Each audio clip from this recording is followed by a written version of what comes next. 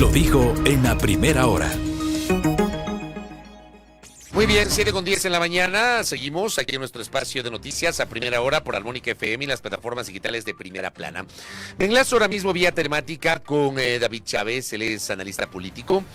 Apreciado doctor, bienvenido, buen día. Feliz año además, ya que estamos 8 de enero, pero creo que todavía hay tiempo de desear feliz año a la audiencia y también a usted. ¿Cómo le va, doctor? Bienvenido. ¿Qué tal, Fabricio? Buen día. Un saludo a Belkis también y un muy buen año para ambos, a pesar de las desastrosas noticias que tenemos todos los días. Esperemos que sea un mejor año para todos y para el país. Gracias, y doctor. gracias por la invitación, Fabricio. Gracias a usted, doctor, por aceptar esta invitación. A ver, y quiero empezar justamente por esto que acaba de decir usted. Yo le pregunto si lo que pasó ayer, o al menos lo que se conoció ayer, que es la supuesta fuga. El gobierno no está utilizando la palabra fuga. El gobierno dice que no ha sido encontrado. Pero ya la Fiscalía en un tuit ayer publicó que abrió una investigación de oficio por la presunta evasión de alias Fito. ¿Pero usted cree que este episodio de Fito implica que se le acabó la renta de inicio del gobierno al presidente Noboa, doctor? Es muy posible que sí, sin embargo, hay que tener en cuenta que el contexto político del Ecuador es muy peculiar.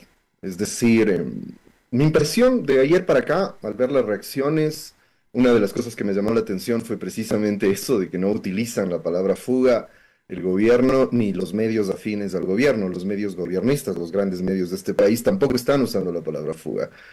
Hablan de la no presencia, la no ausencia, o la ausencia, perdón, o la no presencia, cosas muy extrañas.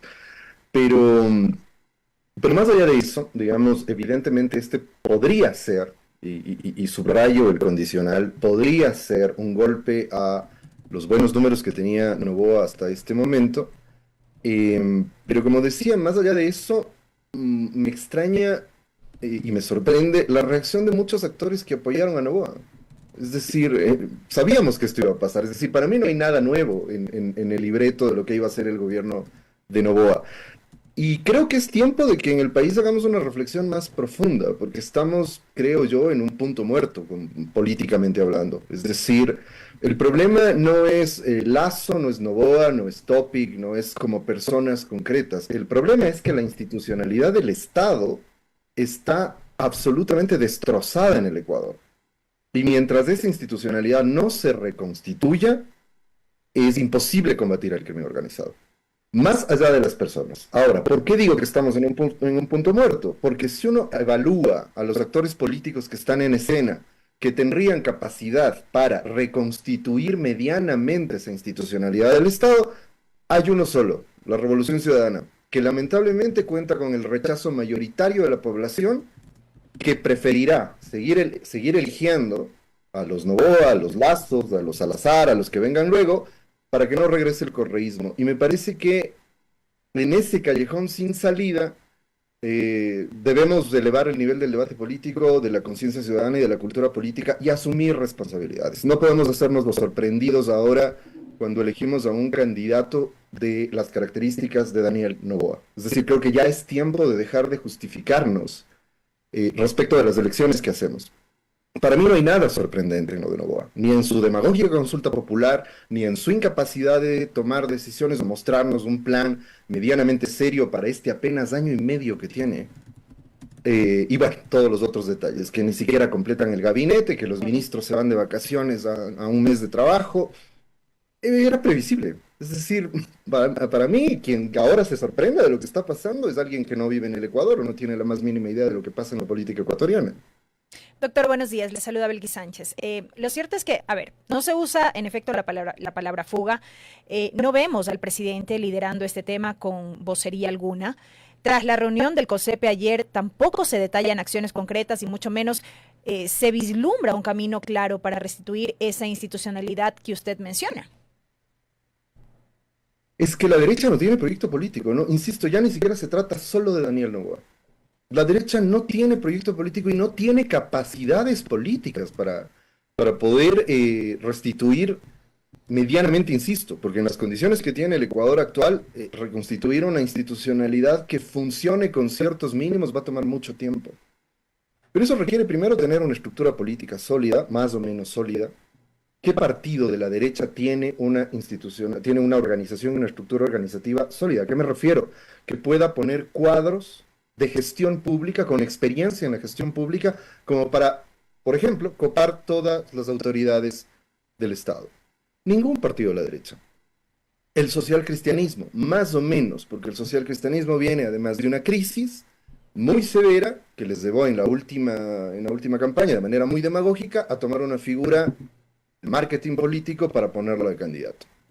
Y ese es el problema de fondo. O sea, digamos, para empezar por lo básico, estructura política, tener capacidad de cuadros, desde los cuadros políticos dirigenciales hasta una base muy sólida de cuadros técnicos que se pongan a trabajar y que conozcan de la gestión pública para reconstituir esto. Ningún partido de la derecha lo tiene porque no tenemos partidos de derecha. O sea, salvo el Partido Social Cristiano, no hay partidos de derecha. Hay empresas y corporaciones que han decidido jugar a la lotería de la presidencia, entran a cada elección, ponen la plata que tienen para sus campañas y después les cae en suerte gobernar. Si estuviésemos en Noruega o en Suecia, bueno, no hay problema, que lleguen, al final hay un aparato de Estado que funciona, no importaría. Pero estamos en la peor crisis de la última etapa democrática de este país, y ahí es donde está el problema. Me parece que yo no tengo ninguna expectativa de Novoa, porque además es un modus operandi, es lo mismo a Lazo. Uno entendería que si llegaron al poder sin saber, sin tener idea de lo que es la gestión pública, sin tener idea de cuál es el estado de todas las instituciones públicas y particularmente de la institucionalidad de seguridad, lo que uno esperaría es que se pongan a trabajar 24/7 hasta las madrugadas para tener un plan mínimamente aceptable. ¿Qué es lo que han hecho en estos 2 meses? Ponerse a trabajar en ese mamarracho que nos acaban de presentar como consulta popular. O sea, ¿qué tan mamarracho será que, como decía alguien, lamentablemente olvidé el nombre en alguna entrevista, esta consulta es tan mala que es peor que la de Lazo?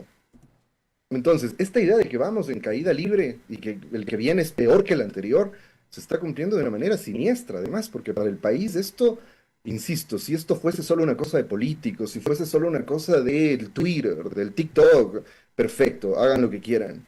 Esta lógica de hacer política le ha costado al país un baño de sangre y ahora se nos acaba de escapar uno de los principales responsables de ese baño de sangre en el Ecuador. Pero, por ejemplo, a propósito de eso, doctor, ayer hubiese sido lo lógico, lo ideal, lo adecuado, lo plausible, ver a Daniel Noboa asumiendo el liderazgo de la situación, es decir, él saliendo al frente, frenteando la situación, haciendo anuncios contundentes, inclusive demandando explicaciones a su propio equipo de gobierno, lo cual finalmente no ocurrió. Inclusive anunciaron inicialmente una cadena para las 7 de la noche que luego la suspendieron y le entregaron la vocería al secretario de Comunicación y al comandante general de la policía, que hicieron un par de declaraciones totalmente generales, sin ningún tipo de precisiones sobre lo que había pasado, doctor. Yo creo que le pregunto si usted considera que ayer era un escenario en el cual Noboa hubiese aprovechado para mostrar liderazgo.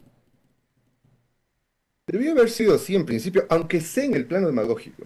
Es decir, porque sabemos que podía salir como salían Moreno o salía Lazo a decir que van a aplicar toda la contundencia del aparato represivo. No, pues Moreno hubiera salido a decirle que le da 3 días de plazo a Fito para que se entregue a la justicia, ¿no? Eso hubiera hecho el presidente Moreno. Exactamente, o sea, en ese tono, digo, inclusive en ese tono. Pero Noboa no hace ni eso. ¿No? Pero ya, o sea, es difícil que después de que venía anunciando con bombos y platillos que su plan Fénix es un éxito, salir a decir algo frente a lo que acaba de suceder. Pero tenía que salir a decir algo. Sin embargo, Fabricio, vuelvo sobre mi argumento inicial. Es hora de empezar a mirarnos a nosotros, más allá de los políticos. Este es un chico que dice que no puede hablar más de 5 minutos. Lo dijo él explícitamente en sus discursos. Sabemos que es alguien que tiene severas limitaciones para hablar.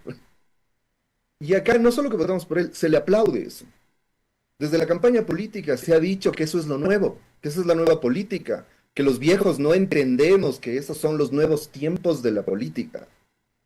En serio, insisto, ahora nos sorprendemos de que sea un presidente que en una gravísima crisis como esta sea incapaz de salir a dar unas declaraciones. Para mí es absolutamente lógico. Que la policía salga a dar unas declaraciones que suenan más a un papelón, porque ellos son los de la no presencia por ahí. Uno de los jefes policiales, no recuerdo cuál, salió a decir, tal vez está encaletado en algún lugar de la penitenciaría. Es que es delirante. Fabricio, es delirante. El país se ha convertido en una comparsa siniestra. Y no podemos seguir aplaudiendo la comparsa. O sea, creo que prensa, la academia, etcétera, tenemos que de una vez por todas sacudirnos de ciertas mezquindades políticas y entender que el debate al que debemos conducir al país es otro. No podemos seguir aplaudiendo esta comparsa, aplaudiéndola, encubriéndola, etcétera, como se ha venido haciendo en los últimos años por ciertos odios políticos y ciertas mezquindades políticas. La pregunta central que habíamos propuesto para esta entrevista, David, era ¿qué le espera al Ecuador en 2024? Con este balance, con esta primera aproximación a propósito de estos últimos hechos, ¿qué nos espera?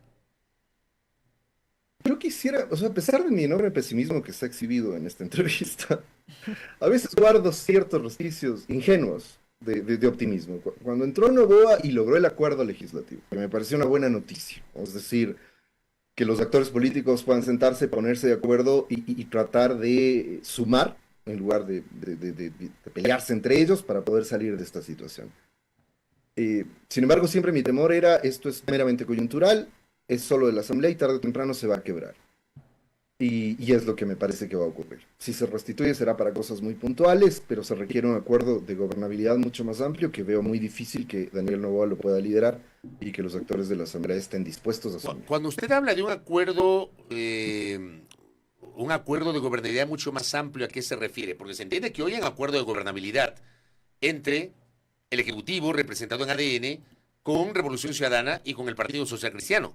¿A qué se refiere usted, doctor? Exactamente a esto, Fabricio. Eso implica un acuerdo para nombrar autoridades, que es lo que ya hicieron, y aprobar algunas leyes.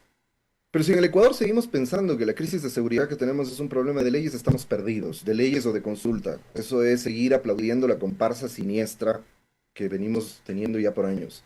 Lo que se necesita es ejecución, capacidad de gestión a nivel del Ejecutivo para esa reconstitución institucional del país. ¿En qué estoy pensando en concreto?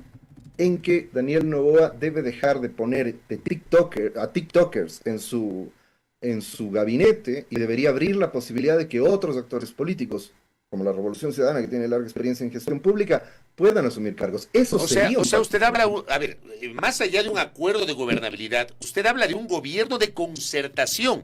Quisiera utilizar más bien este término, gobierno de concertación, doctor.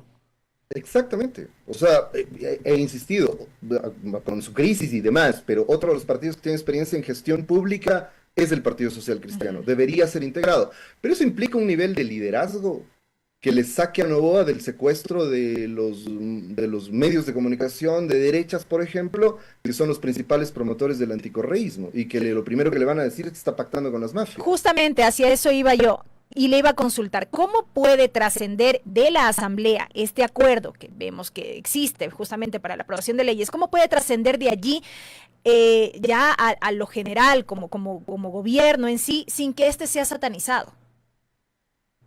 Es que va a ser satanizado. Va a ser satanizado porque lamentablemente, y yo lo he dicho muchas veces, para la derecha y particularmente para la derecha mediática, que tiene ciertos comportamientos de corte neofascista, el único proyecto político y el único horizonte político que tienen es el anticorreísmo. Y no les importa, lo han demostrado hasta la saciedad durante estos años, no les importa que el país se hunda con tal de que el correísmo no tenga espacios, de que Correa no regrese, de que metan presos a todos los correístas.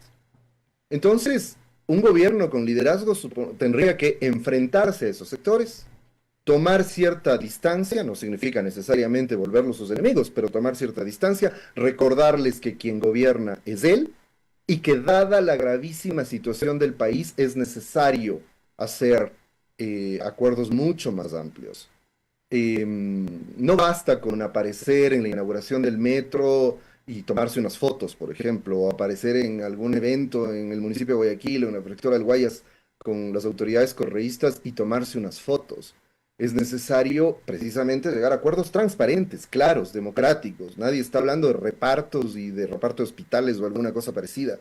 Pero el país demanda eso. Y volviendo sobre la reflexión inicial, creo que deberíamos empezar a exigir a nuestros políticos, del lado que vengamos, es decir, de las afinidades que tengamos, exigir a nuestros políticos que un acuerdo de esa naturaleza es necesario. Ahora, cierro un poco la idea en función de la pregunta anterior de Belkis. Yo no creo que, digamos, esto sería lo ideal. No creo que eso vaya a ocurrir. No creo, digo, para mí es absolutamente un poco probable que eso ocurra. Me temo mucho que el 2024 será un año en donde la grave crisis de seguridad que tenemos se va a agudizar aún más. No, yo estoy de acuerdo con usted. Yo no creo, yo estoy convencido de que eso no va a ocurrir, de que no hay posibilidades en este país, que lamentablemente no se entiende a veces la necesidad de tratar de conciliar, de generar una postura de concertación entre todos los actores, independientemente de sus líneas rojas, ideológicamente hablando y políticamente hablando, que las tienen, pero no se entiende esa necesidad. Pero más allá de eso, hablando de este ideal que ha planteado usted, ayer, por ejemplo, Luisa González, la ex candidata a la presidencia de la República de Revolución Ciudadana, publicaba en un tuit algunos comentarios sobre su propuesta: equipar y depurar a la fuerza pública de manera inmediata, fortalecer el trabajo en conjunto de las Fuerzas Armadas y Policía, tomar el control inmediato de las cárceles, y le decía al presidente: nuestros equipos de trabajo con experiencia y capacidad están para colaborar y devolver la seguridad a los ecuatorianos. Yo traslado esto a lo que usted plantea, de establecer un gobierno de concertación con otros actores, porque está claro que el presidente Noboa por sí solo no tiene todo el músculo político, ni tiene todo el equipo de trabajo para poder llenar los espacios. Porque le cuento algo: hace pocos minutos ya se ha hecho viral una noticia de que ha renunciado el director general del IES a pocos días de posesionarse, invocando razones personales. Pero traigo esto para un poquito hablar de esta crisis que estamos viviendo, que no solamente la parte de seguridad, sino también tiene que ver con la parte institucional, doctor. No sabía la noticia esta. Acabamos de acaba de conocer en este momento. Pero miren, se suma a lo que ya viene ocurriendo: ministros que entran, salen, renuncian, están un tiempito y se van. Insisto, en la peor crisis que está afrontando el Ecuador, eso es absurdo. Y es efectivamente un indicador de que el gobierno de Noboa carece de las capacidades para poder cubrir todo el espacio institucional del Estado. Pero no solo es ese detalle, digamos, de que no tiene los cuadros suficientes para poder ubicar a las autoridades más altas del Estado. De ahí viene la necesidad de tener cuadros técnicos en el nivel medio, que son además los que hacen el trabajo fundamental para construir políticas públicas, restituir el funcionamiento de la institucionalidad estatal.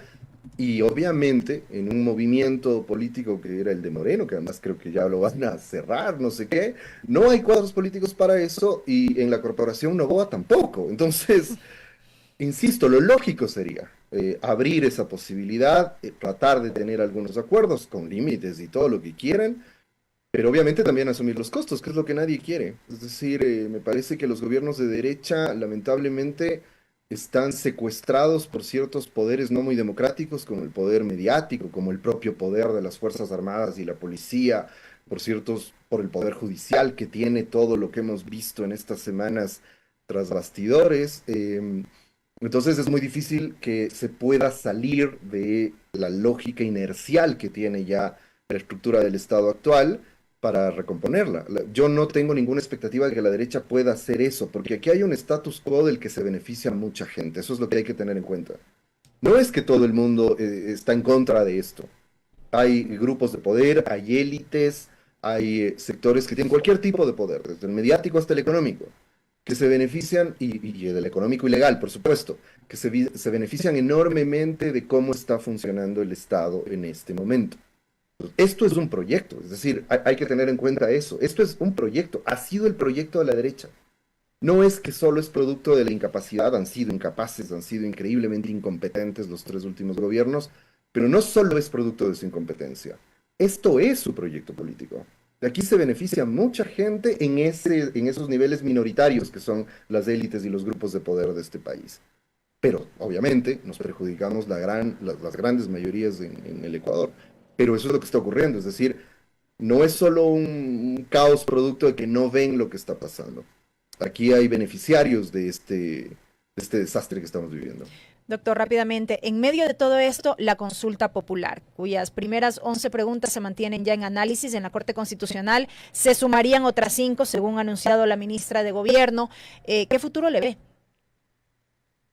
Bueno, creo que esto que acaba de suceder quizá relativice un poco la consulta popular. Lo que pasa es que en la escala de la política, en el ámbito de la política, ocurren otras cosas. Lo lógico nos diría que esto que muestra que efectivamente este es un gobierno incapaz de enfrentar el problema. No se trata de resolver todo, por supuesto, en 2 meses, pero por lo menos retomar algo del control de las cárceles, por ejemplo, para evitar que el principal líder preso todavía porque el resto o les dieron prelibertad o se fueron o ya los mataron. No puede ser que el principal líder se les escape, es así de sencillo. Entonces eso supondría un golpe, pero hay que ver qué significa realmente la consulta popular. En mi opinión, la consulta popular es el inicio de la campaña electoral de Daniel Noboa. Factor que hay que tener en cuenta también respecto a aquello de qué nos espera para el 2024. 2024 es un año electoral y Daniel Noboa ha empezado su campaña electoral con la consulta popular, así como Diana Salazar aparentemente, si va a ser candidata, podría haber empezado su candidatura con el caso Metástasis. Entonces, en ese contexto, otra vez, estamos frente a políticos que están privilegiando su particular interés político, partidista, y dejando de lado las responsabilidades que tienen con el país. La consulta popular, lo que ya se ha dicho, ahí no quiero abundar demasiado en lo que ya se ha discutido, en lo que concuerdo con constitucionalistas y juristas que saben de esto. En general, primero, son preguntas inocuas, es decir, que no van a cambiar radicalmente la situación, que requieren procesos legales, además de largos, que no se van a poder aplicar inmediatamente en muchos casos, y que no resuelven el problema de seguridad, como ya lo sabemos perfectamente. Es un plebiscito, como lo han hecho en los últimos años las consultas populares. Es un plebiscito de popularidad del presidente. Noboa está queriendo aprovechar la popularidad que tiene para legitimarse ahí y con eso proyectar su candidatura para el 2025. Para mí es bastante claro lo que está ocurriendo. Insisto, en otro contexto hasta sería admisible, podría ser cuestionable, pero diríamos así es la política.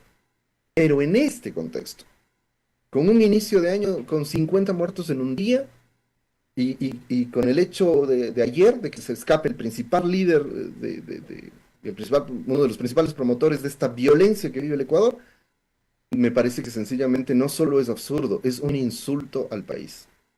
Pero el problema es que en lugar de indignarnos cuando nos insultan de esa manera, los aplaudimos. Y insisto, ahí creo que está el problema. David, y para cerrar, a propósito de un comentario que recibo, por el tema de Fito ayer y la crisis de seguridad y el tema de la consulta popular, hay quienes otra vez han mencionado que Ecuador perdió una oportunidad en el referéndum que plantó Guillermo Lasso en febrero pasado con la pregunta 1 que tenía que ver con la extradición. Y claro, se cuestiona también a aquellos actores políticos que en su momento hicieron campaña por el no en ese referéndum. ¿Cuál es su comentario sobre eso? No, eso es un absurdo. Eso era tan demagógico como las preguntas que está haciendo Lasso ahora. O sea, el Ecuador, pensemos en esto, porque además siempre pensamos que la extradición, que El Salvador, que el modelo de no sé dónde, que el modelo de no sé cuánto.